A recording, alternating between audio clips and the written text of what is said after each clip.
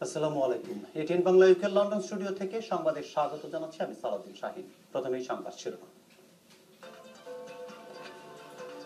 যুদ্ধাপরাধ বিচারের জন্য সংগঠিত ট্রাইব্যুনালকে বিতর্কের ঊর্ধ্বে রাখতে অঙ্গীকারাবদ্ধ এটিএন বাংলা ইউকে, জানালেন সিইও হাফিজ আলম বক্স। মানবতা বিরোধী অপরাধে কাদের মোল্লার যাবজ্জীবন কারাদণ্ডের রায় প্রত্যাখ্যান করে বিক্ষোভে ফেটে পড়েছে সারা দেশ, সর্বোচ্চ শাস্তি দাবি।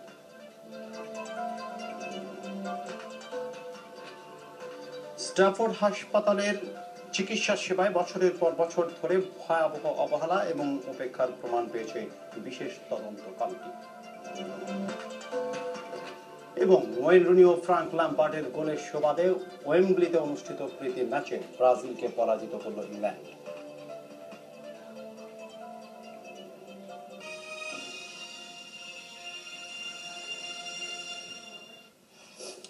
দেখছিলেন সংবাদ শিরোনাম, চলে যাচ্ছে বিস্তারিত সংবাদে। 1971 সালে মানবতার বিরুদ্ধে সংগঠিত অপরাধ ট্রাইব্যুনালকে বিতর্কের ঊর্ধ্বে রাখতে এটিএন বাংলা ইউকের অঙ্গীকারের কথা পুনর্ব্যক্ত করেছেন টেলিভিশনটির প্রধান নির্বাহী হাফিজ আলম বক্স।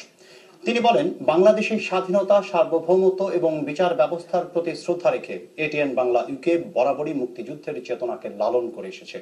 মঙ্গলবার রাতে এটিএন বাংলায় প্রচারিত বিশেষ লাইভ টক শোর বক্তব্যকে আলোচকদের নিজস্ব হিসেবে অভিহিত করে তিনি বলেন, ওই বক্তব্যের সাথে এটিএন বাংলা ইউকের নীতি বা আদর্শের দূরতম কোনো সম্পর্ক নেই। হাফিজ আলম বক্স আরো বলেন, টেলিভিশনটির আদর্শিক অবস্থান প্রশ্নবিদ্ধ হয় এমন কোনো বিষয় অবতারণা না করার ব্যাপারে কঠোর নির্দেশনা থাকলেও সেটি শেষ পর্যন্ত মানা হয়নি। এটিএন বাংলা ব্রিটেন ও ইউরোপের সকল দেশের দর্শককে শুভেচ্ছা জানাচ্ছি। আসসালামু আলাইকুম। গতকাল রাত 11টায় ইসলামিক টক শো নামে আমাদের চ্যানেলে একটা গোষ্ঠী এসে অ্যাপ্রোচ করে যে আমরা একটা ইসলামিক টক শো করতে চাচ্ছি। সো পরে দেখা যায় যে এটা আসলে অন্য কিছু, আমি নিজেও ছিলাম না। যে প্রডিউসার ছিল তাকে অবশ্যই আমি বহিষ্কার করে ফেলছি। প্রিয় দর্শক, এটিএন বাংলা এই ধরনের হীন কাজে প্রতারণার শিকার হবে না, এটা আমার কথা।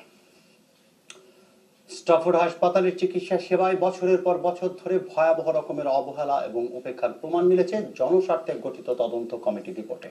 রবার্ট ফ্রান্সিস কিউসি নেতৃত্বাধীন তদন্তে আতঙ্কিত হবার মতো সব তথ্য বেরিয়ে এসেছে।